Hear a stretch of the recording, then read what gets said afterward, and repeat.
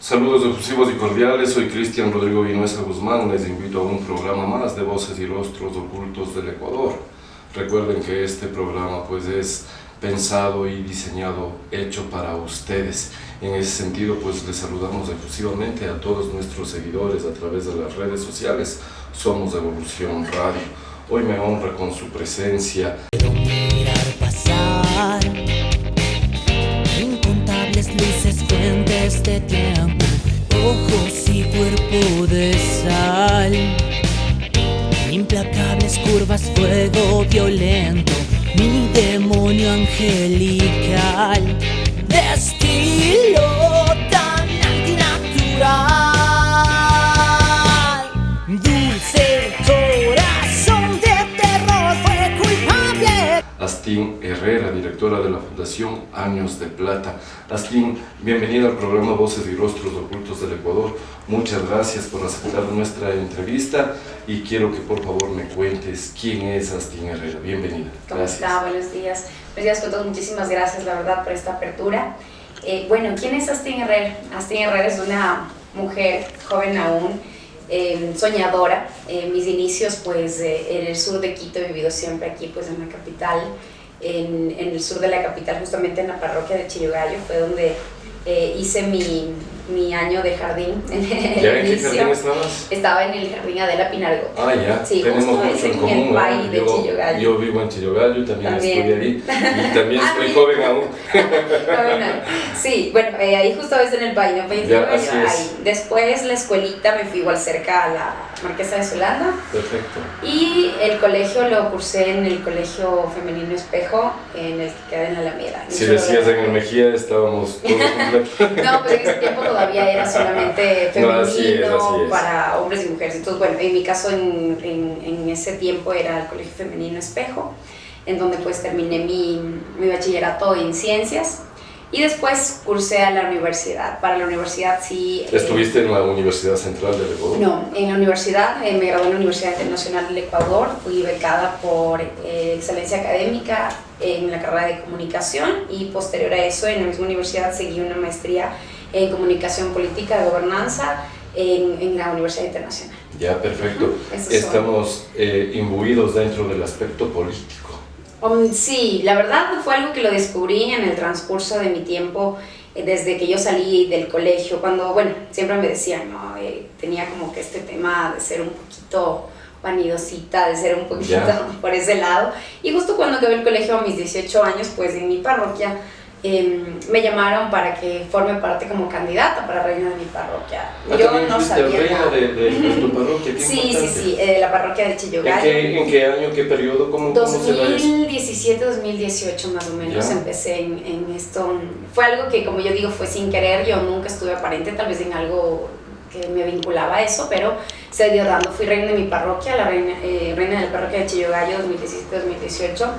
Y yo orgullosa obviamente de mi parroquia, como siempre lo digo, es una de las más grandes del sur de la capital, y aparte de eso tiene un precedente histórico bastante fuerte con lo que es el tema de Sucre, el 24 de mayo, entre otras cosas más. Es una parroquia muy importante, ¿no? Sí, pues no es la más importante de Quito, para que no haya tergiversaciones con las otras parroquias, de hecho también tienen su importancia. Obviamente. La parroquia de Chillogallo, pues su sentido histórico, cultural, pues abarca muchísimo, ¿no? Ahí se dio la gesta libertaria. En ese sentido, pues, felicitarte que perteneces a una parroquia muy hermosa en la que yo también vivo.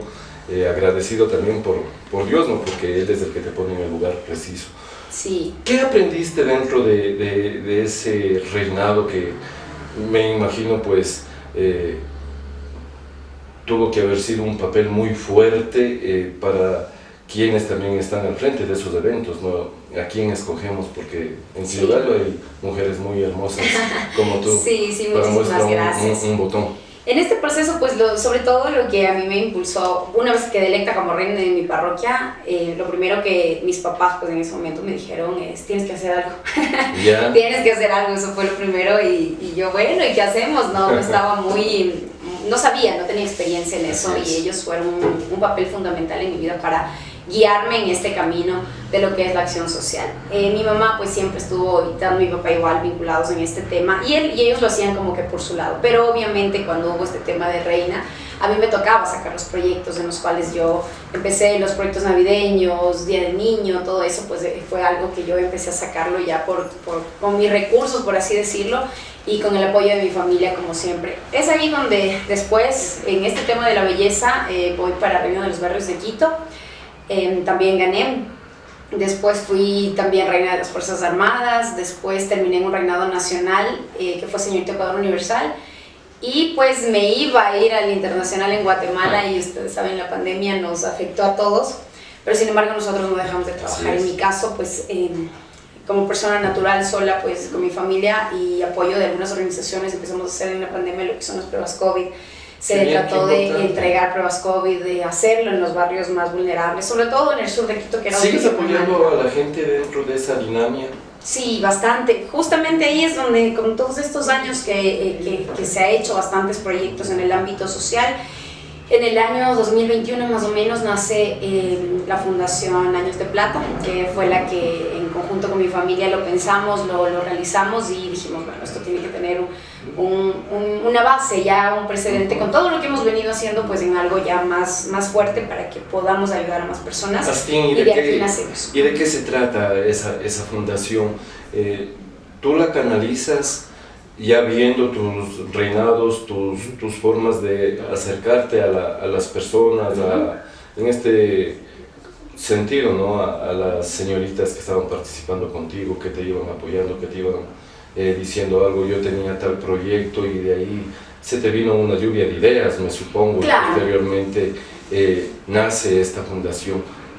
¿En qué depende todo este trabajo que tú vienes desarrollando para que esto salga ya a un aspecto muy positivo, ¿no? Y a favor de quién estás trabajando dentro de esa fundación? Bueno, en la Fundación Niños de Plata, netamente, su base social es la ayuda a los adultos mayores. El proyecto que nosotros tenemos en un futuro es en realidad crear una casa hogar para todos los ancianitos, en este caso, que están en situación de calle, o que, bueno, igual, pues usted sabe. ¿Ha sido fácil eso? No, no ha sido fácil. ¿Piensas poder lograrlo en llegar a tener una casa para los adultos mayores? Ese es el proceso en el que ahorita estamos nosotros poniéndonos fuertes en elaborar el proyecto y avanzar para poder llegar en realidad a tener la casa hogar, pero sin embargo no es que solamente nos enfocamos en lo que son los adultos mayores, al contrario, la Fundación siempre ha estado abierta para cualquier tipo de apoyo, como siempre lo mencionamos, lo hicimos en pandemia, niños, adultos, lo hicimos cuando pasó el tema igual de la gas. Pero una razón social no tiene que estar enmarcada en algún punto estratégico, y claro, el proyecto es ese. Me quiero basar en esto. El proyecto base es poder sacar la casa hogar, que esto obviamente es un proyecto a largo plazo, como ya, usted sabe que perfecto. es un cúmulo de cosas que nos toca hacer para poder llegar a esto al final, pero en sí, igual como les mencionaba en el proceso, que estamos, a veces pasa alguna cosa y siempre nosotros estamos prestos para poder colaborar. ¿Y ahora en qué te estás desarrollando? ¿Cómo está? ¿Está avanzado ese proyecto de la fundación? Sí, estamos avanzando ya bastante bien, de a poquito, un poquito más posicionándonos también como nombre en sí, porque somos nuevos, por así decirlo, aquí. Yo personalmente pues sí he hecho ya como que una carrera en este caso, o se puede decir ya tengo mi experiencia haciendo labor social, pero la fundación es algo que recién estamos sacando y lo he venido haciendo con la mano pues de mi familia desde hace algunos años atrás. Ahora netamente pues como le mencionaba con el tema de los reinados y eso, me pude desarrollar muy bien en ese aspecto como para ahora hacer diferentes eventos que yo los realizo como el de la Cámara Artesanal de Pichincha, estamos con algunas fundaciones, Fundación de Bienestar Animal, la misma fundación mía, pues estamos ahorita ya posicionándolo igual para poder lanzar un reinado, que todo esto tiene un proyecto social. El proyecto social base de cada una de las fundaciones o organizaciones es dependiendo cuáles son sus necesidades, de las cuales lo hemos sacado y se ha venido dando acorde a lo que igual los candidatos y candidatas han estado igual aportando. En ese sentido, ponerse una fundación es fácil, hay que hacer muchos trámites. ¿Cómo es eso? Cuéntame. Bueno, los trámites, creo que sí, en Ecuador nos toca eso de los trámites bastante fuerte. Como yo siempre digo, para hacer este tipo de labor social muchas veces nos toca a nosotros mismos pues poner a veces hasta de nuestro bolsillo para hacer esto. Y en la fundación pues es así, el tema de los papeles, el tema de todo lo que tocaba hacer para posicionar el nombre, sí viene pues del tema de costos, pero bueno, hay un fin detrás de esto que tenemos que sacarlo como sea para poder ayudar. ¿Por qué te nace justamente poner una fundación a favor del adulto mayor? Y te hago esa pregunta, ¿y por qué no de niños y por qué no de jóvenes? Tú quisieras abarcar todo, pero tienes que centrarte en algo. Claro. ¿Y por qué pensaste en el adulto mayor? Justamente cuando tú haces el tema de la razón social, ellos te dicen que debes tener en sí un punto, ¿no? Como mencionaba, niños, jóvenes. Entonces, la razón social como tal, pues es esta. ¿Por qué? Pues bueno, ahí tiene un tema como más familiar. En este caso, mi tío, que vivía en el extranjero, vino por un tiempo acá a Ecuador y se topó pues con una persona de bastantes años que había estado abandonada totalmente. Yeah. En esto pues nace la idea de mi familia en sí, pues no, y ahora qué pena, ¿qué hacemos? De la persona está así, de poder ayudarle 100% en todo. Y de ahí es lo que mi mami me mencionaba, tendríamos que hacer algo, ¿por qué no tantos? O sea, bueno, ella me decía, no, yo también ya voy a esa edad, ya los años, poder hacer y poder ayudar también a las personas adultas.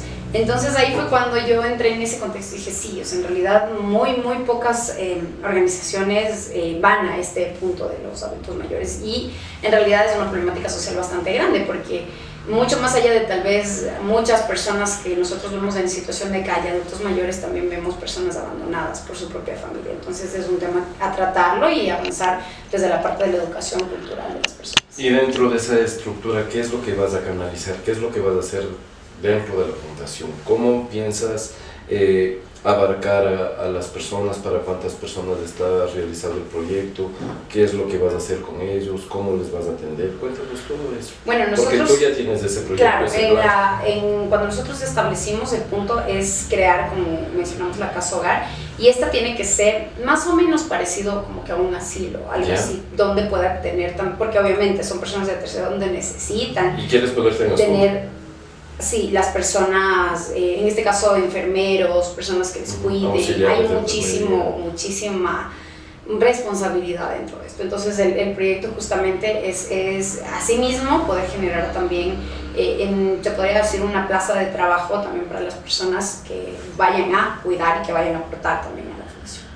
Claro, en ese sentido las órdenes con el programa Voces de Nuestros Locutos Muchas gracias. Para poder ayudarte, que esto se canalice a favores. Pero tú en ese reinado aprendes inclusive a sensibilizarte más, pero también como parte de tu carrera. Sí, bueno, mi carrera es comunicación netamente, donde sí, básicamente nos toca estar metidos en todo, como dicen por ahí, y parte de eso ha sido el tema de los proyectos que nosotros hemos venido realizando. De ahí me fui bueno, después ya en un tema más profesional, yo siempre veo esto la política hoy en día es un tema de bastante corrupción, hay muchas cosas que tanto en los medios se hablan, pero si nosotros nos ponemos a ver tanto desde, como les mencionaba, el presidente histórico, es servir en realidad, lo que tienen que hacer las autoridades que son electas al pueblo, en este caso que les está eligiendo, sea una parroquia, sea un cantón. Entonces, de esta también viene el tema de mi maestría, en este caso que es comunicación política, donde manejamos pues netamente estos, o sea, los proyectos sociales que tenemos que basar, cómo lo tenemos que hacer, la ayuda a las personas vulnerables, entre otras cosas más a nivel de todo nuestro Ecuador, que como yo siempre digo es un país realmente maravilloso, pero nos hace falta poder llegar a todos estos lugares de las personas. Esa es la pregunta que te quiero formular. Tú eres comunicadora, tienes esa maestría en política. ¿Cómo sientes la política actual en el país? Bueno, la verdad es un tema bastante complicado con todos los casos que existen. Como digo, creo que se me ha olvidado desde un inicio cuál es el trasfondo de ser político y justamente ahora lo hacen es como que individualmente y para muestra pues todos los casos que están saliendo públicamente hoy en día. Ahora estamos en unas nuevas elecciones que ya se nos vienen. Hemos pasado por cosas bastante fuertes desde lo que pasó con el anterior presidente, muerte cruzada, etc. y ahora vamos a ir a los nuevos comicios, pero algo que a mí me llama mucho la atención es que tengamos candidatos que todavía están inmersos en casos políticos, en juicios, y que eso no sea algo que tal vez el Consejo Nacional Electoral lo merme de una u otra manera. No somos menos 16 ahora los binomios que están, y que ustedes y yo sabemos que no es que van a ganar todos los 16, es uno de ellos los que queda, pero en sí los presupuestos se siguen dando. ¿Y ahí cuál sería la recomendación tú como comunicadora y como conocedora de ese tema profundamente? ¿Qué es lo que se debería hacer? ¿Qué es lo que se debería permitir? ¿Qué sería lo permisible y lo no permisible? Porque por decirte, como tú bien señalas, hay 16 candidatos para un país, y es más por el aspecto individual, como tú lo señalas, por no mencionar otro tipo de cosas, ¿no? Que el Consejo Nacional Electoral tiene que darles una cierta cantidad de dinero a cada uno de los partidos, y el Ecuador, pues, por el momento, en la situación en la que está, pues debería haber un poco más de concientización por parte de los partidos, los políticos. ¿Y cuál sería una base? Presentar un proyecto de pronto para decir, bueno, 2, 3 políticos y está bien. ¿Es factible aquello dentro de tus conocimientos? Bueno, yo creería que en realidad la ley nos dice que todos tenemos derecho a elegir y ser elegidos. Eso es un tema básico como tal, pero yo sí pienso que deberíamos tener una serie de requisitos. Yo siempre pongo el ejemplo, cuando uno va a un trabajo, a nosotros nos dicen... Primero preparados, ¿no? Claro, primero tienes que tener tu título, después tienes que tener experiencia, después tienes que tener un montón de cosas que muchas veces, claro, cuando eres joven dices, los 3 años de experiencia no tengo, apenas me acabé de graduar y ahora, ¿cómo le hacemos? ¿No? Pero hoy tenemos un presidente de 35 años. Exacto, pero en cambio, para ser político no tienes que hacer absolutamente nada de eso, ni completar tal vez todos estos requisitos. Ahora, yo digo, hay muchos bachilleres que tienen muchísimo conocimiento y lo hacen bien, al menos el tema de proyectos, etc. Pero más allá de irnos al tema de título, creo que es un tema de valores que en realidad se debería manejar en lo que yo mencionaba en un inicio. Si nosotros vamos a pedir que un requisito sea esto, que no estés inmerso en juicios políticos realmente fuertes, que no debas glosas, que no haya tanto este proceso que es bastante burocrático también dentro de lo que es los candidatos, que es lo que estamos viendo hoy en día, y salen cosas del uno, salen cosas del otro. O sea, creo que ahí deberíamos tener perfiles un poquito más preparados, porque se supone que son nuestros mandantes, las autoridades, entonces necesitamos personas que en realidad estén preparados para poder llevar a cabo cada una de las cosas, y no nos siga pasando lo que ya nos ha pasado estos años que hemos tenido de realmente gobiernos que han caído por la ineptitud de cada uno de ellos. ¿Piensas que las ideologías siguen existiendo o hay una ruptura? Yo creo que hay una ruptura, ya no es tanto como antes, como el tema de las ideologías, yo soy izquierda, yo soy derecha, creo que hay una ruptura, y ahora, bueno, todo el mundo ya les ha escuchado últimamente, yo soy de centro izquierda, yo soy de centro derecha, yo soy... Entonces ya compartes tanto una mitad, ¿no es cierto? Entonces, bueno, yo realmente diría que eso es algo que desde hace tiempo... Pero eso no tiene que darse.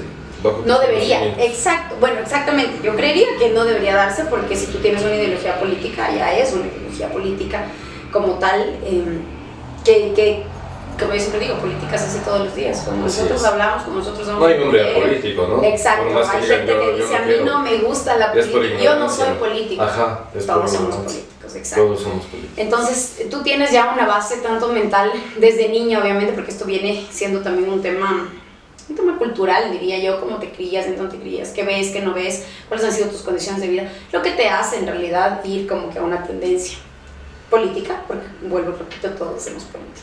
Astín, y en ese sentido, pues, ¿cómo se debe canalizar? ¿Cuál es la recomendación para los jóvenes? Que estén más preparados, porque, por ejemplo, hoy por hoy, ¿no? Escogí, voy a votar por tal presidente porque es guapo, porque es joven, pero ahí están las falencias, ¿no? Exactamente. Y sin señalar a nadie, pero uno, ¿qué es lo que tiene que buscar? ¿Qué es lo que tiene que ver? Bueno, recordemos que después del último censo, que fue INEC 2023 más o menos, la mayoría de votantes son jóvenes. La mayor parte de población en el Ecuador es joven. Siendo así, como siempre dicen, los jóvenes son la base de todo, y es verdad, porque los votos ahorita se están segmentando bastante, va más o menos por ese lado. Debemos estar preparados, sí. Yo pienso que tenemos que estar bastante preparados para tomar decisiones que son para el país, no tomarlo tal vez porque me dijeron o porque yo vi, como lo mencionamos, tal vez por esa tendencia de que está más bonito o cosas así, no. Sino al contrario, nosotros tenemos que ponernos a ver como jóvenes y ahora la tecnología nos da esa apertura de poder analizar los perfiles de uno u otro candidato.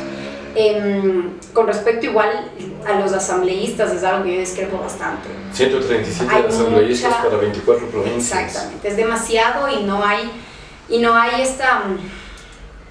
esta base en realidad del trabajo que a ellos les corresponde, ¿no? Que es como tanto legislar y fiscalizar. Y no les alcanza el sueldo. Exacto, no les alcanza el sueldo ni el tiempo. Pero es un tema que yo digo. Yo quiero un trabajo así. Mi mamá me dice, todos.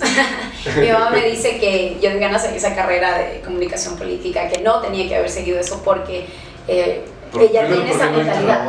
La corrupción en el país, mira, todos ellos están ahora inmersos en esos casos. Y yo le digo, sí, mami, es verdad. Sí. Pero si las personas buenas que estudiamos, que en realidad queremos prepararnos, que en realidad estamos en este proceso, no damos o alzamos nuestra voz, ¿quién lo va a hacer? Siguen estando los de siempre. Así es, por ejemplo, cuando yo estudié comunicación social en la Universidad Central del Ecuador, a la que agradezco muchísimo al alma mater, posteriormente pasé a la Facultad de Jurisprudencia, también en la misma universidad, a la que llevo muy arraigado en el pensamiento, en el corazón, por muchos factores, ¿no?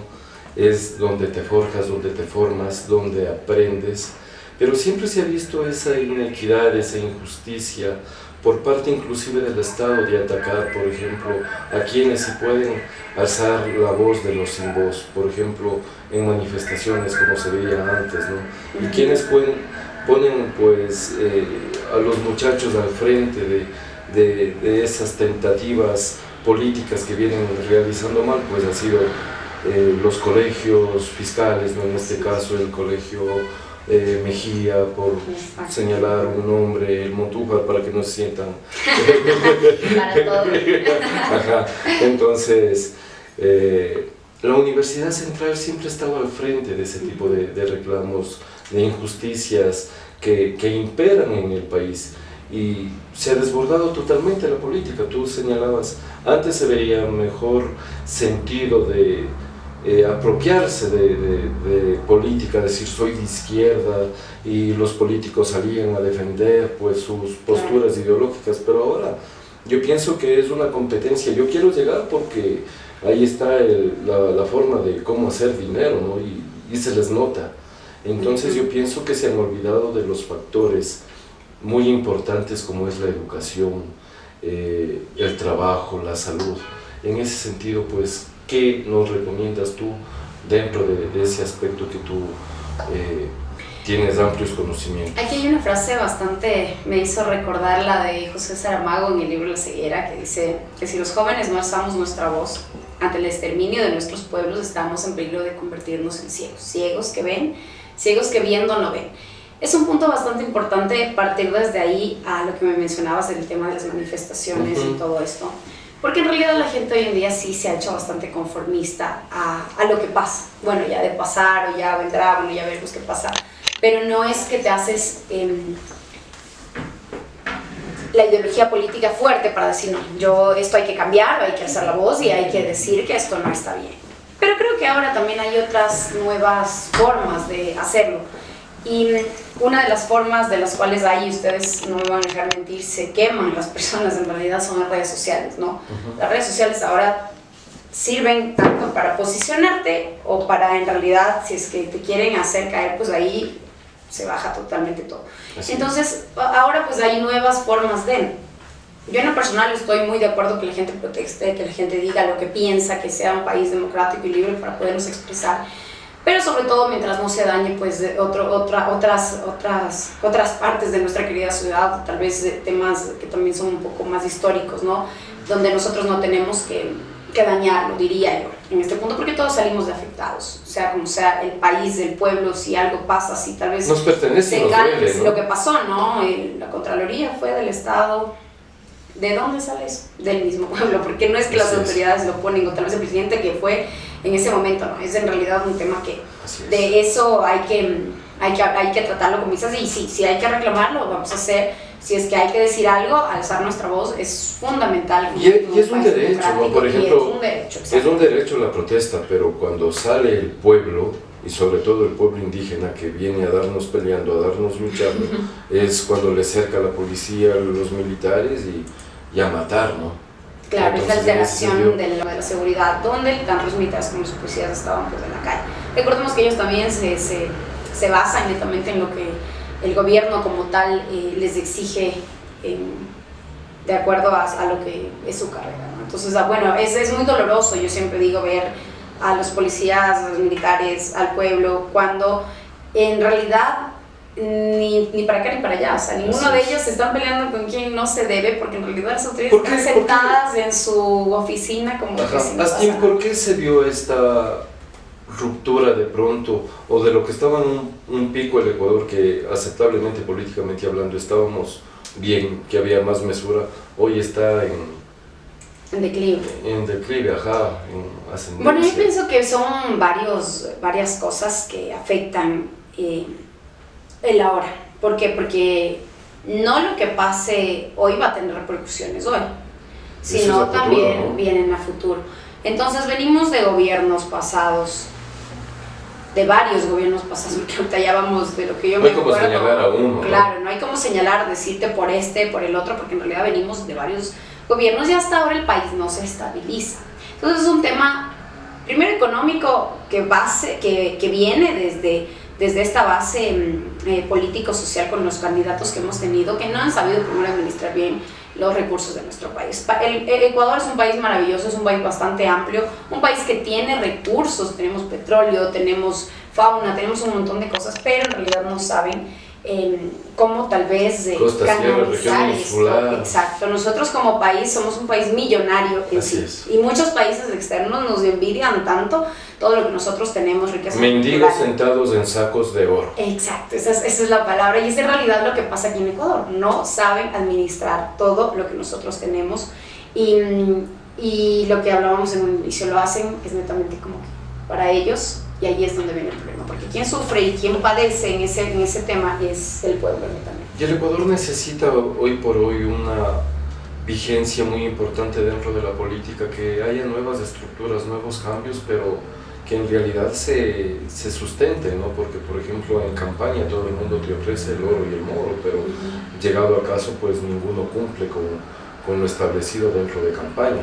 ¿Debería haber alguna sanción? Deberían hacerlo los que nos hacen a todo el mundo. ¿Qué hacen cuando hay un empleador? Un contrato, ¿no es cierto? Tú tienes que cumplir. Porque en realidad el pueblo es el que manda, ¿no? el que ordena, que debería ser así, pero eso está entre comillas. Es gracioso porque tú ves cuando hacen campaña, yo le voy a dar la casa barrial, yo le voy a dar, a ver, si van a para asambleístas, si van para consultores, es algo que no lo pueden hacer, no está en sus competencias. Pero también ahí quien carece de conocimiento es la gente, porque la gente cree en todo lo que le están diciendo. Entonces, nos dijo que nos va a hacer la casa barrial, no es su competencia, exactamente. Entonces son cositas que ahí nos toca también educarnos nosotros siempre políticamente para tomar este tipo de decisiones, sobre todo para escoger a nuestras autoridades, y deberían ser personas que, como les digo, tengan conocimiento para eso y puedan llegar a proyectos como tal, decirte van a cumplir unos 100, no, pero por lo menos de la base se tendría que, no sé, un asambleísta salir con un mínimo de leyes o de legislaciones que hizo, o algo de rendición de cuentas, que es lo que se hace. Astín, si tendrías la oportunidad de presentar un proyecto hoy por hoy político, ¿cuál presentarías? ¿Qué harías dentro de ese proyecto? Un proyecto político. Bueno, yo creo que un proyecto político de mi parte sería primero el que exista un control en el tema de las asambleas. Eso es un problema bastante general y que nos cobra un presupuesto bastante fuerte dentro de lo que son los presupuestos del Ecuador. Recordemos que cuando hubo la muerte cruzada se ahorró más o menos, fueron millones, no tengo ahorita exactamente, de los sueldos de los asambleístas. ¿Y qué pasó con el país? Nada, no se cayó el país sin asambleístas en realidad. Entonces hubo en este caso los otros... No es darle un respiro, yo pienso, al país. Ajá. Es como cuando, por ejemplo, estuvimos en pandemia, no hubo carros que estén en la ciudad contaminando, el smog y todo lo demás. Yo pienso que si los asambleístas desaparecen, el país va a tener un respiro. Claro, bueno, yo creería que no desaparecer, sino mermarlo. ¿Por qué? Porque como dicen, digamos, el presidente es netamente de izquierda, exacto. Pero los asambleístas, ¿para qué están? Para poder ser la voz del pueblo y poder decir, no, ¿qué es necesario esto está bien, esto está mal, y poder llegar al consenso. Asambleístas, no, pero no exacto. 137 bueno, para un país. Yo les digo, yo en lo personal, o sea, si a mí se me diera la oportunidad, es un trabajo donde aquí tienen asambleísta, asesor 1, asesor 2, asesor 3, etcétera, ¿no es cierto? Es un equipo en el que trabaja. Y está bien. ¿Qué están haciendo, no? Pero ¿por qué no tener un equipo por provincia? Donde de aquí se desglose y puedas tener también más personas que trabajen para la asamblea y que tengan diferentes conocimientos.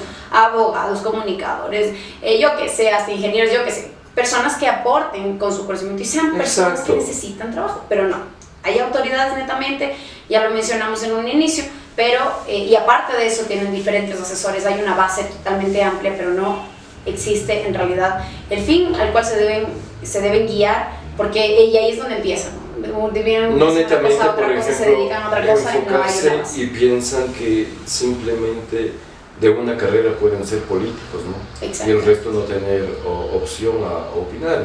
Y se ha evidenciado, por ejemplo, que no todos eminentemente tienen que ser abogados, pues. Exacto. Porque ahí está la unificación de conocimientos, lo que acabas de decir. Exactamente, es la unificación y es lo que nos hace falta, porque tal vez, pues independientemente de las carreras, cada quien piensa distinto, ¿no? No es lo mismo lo que piensa un doctor, lo que piensa un abogado, lo que piensa un ingeniero, y de eso se trata, de la gama amplia que nosotros tenemos como profesionales para poder llegar a un fin en común que justamente es el beneficio del pueblo. Así es. Y hay un mea culpa, ¿qué es lo que está pasando con los medios de comunicación? Tú que estudiaste comunicación y tienes una maestría en política, comunicación y política, ¿no? Bueno, los medios de comunicación, en realidad los medios oficiales de lo que es radio y televisión, están ya de a poquito pasando a un segundo plano, porque como les mencioné en un inicio, hoy en día las redes sociales es la base de todo. Los chicos, los jóvenes, la mayor parte de población, si tú les dices, ¿viste las noticias de ayer en tal canal? Te van a decir, no, yo no lo vi.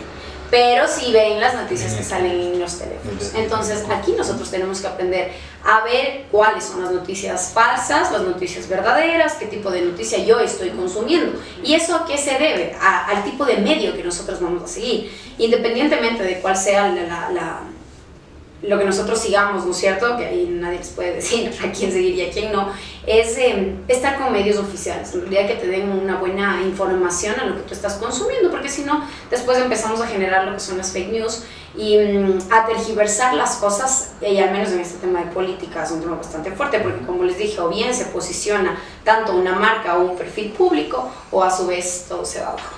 Ok, volvamos al tema de tu fundación. Hemos hablado de política, no nos desviamos, sino que justamente como eres comunicadora social y tienes una maestría en comunicación y política, pues es menester también aprender de ustedes y justamente para nuestros jóvenes, ¿no? Porque estamos tan cerca de un proceso electoral que obviamente ahí la recomendación que tú les das pues es que piensen bien antes de dar el voto a alguien que de pronto tiene todo el poder para conducir a un país, pero que no sabe cómo hacerlo, ¿no? Porque no es el objetivo colocarse la banda y decir soy presidente.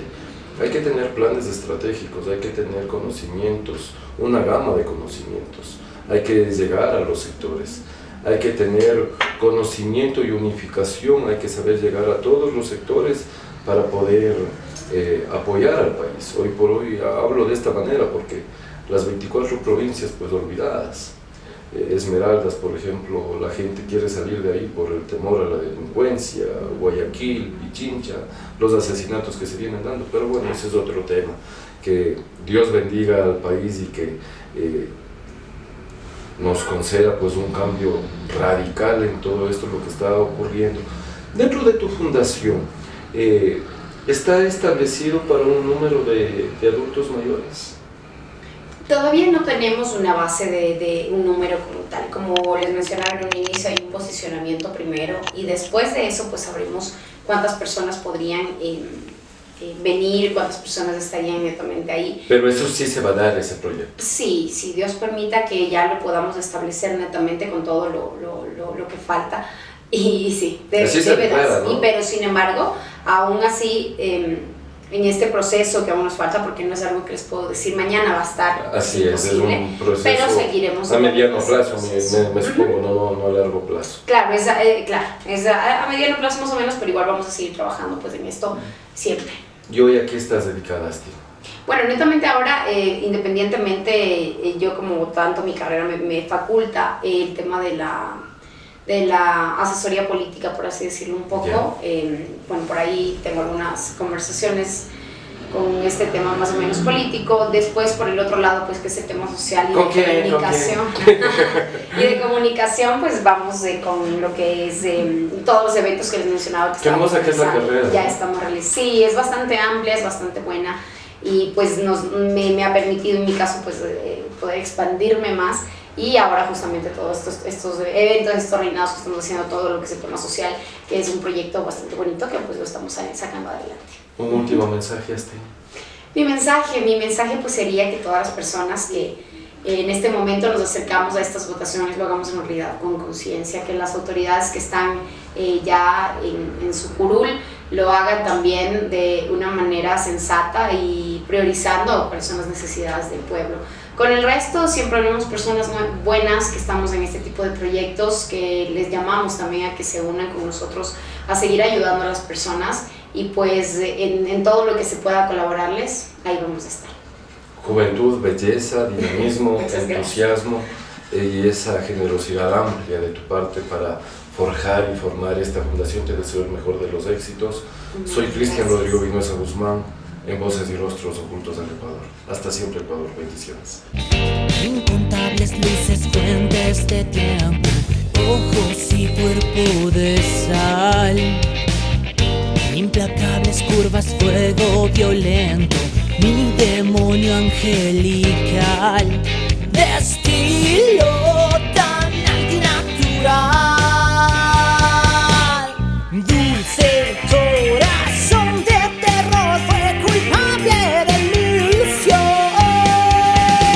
Has clamado por mi atención, me he rendido bajo tus hechizos.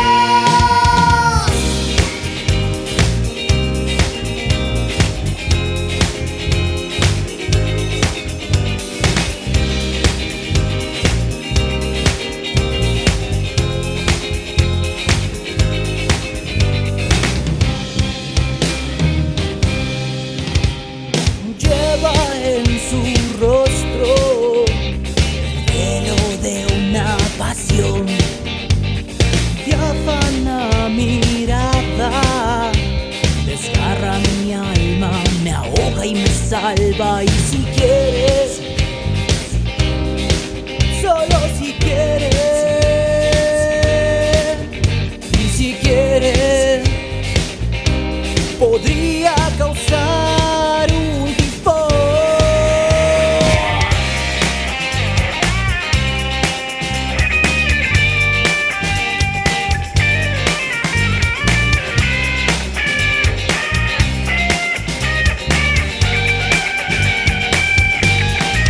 Mientras te comes más y más, mi corazón flotamos, entrelazando las almas, bramando latidos y dando ritmo.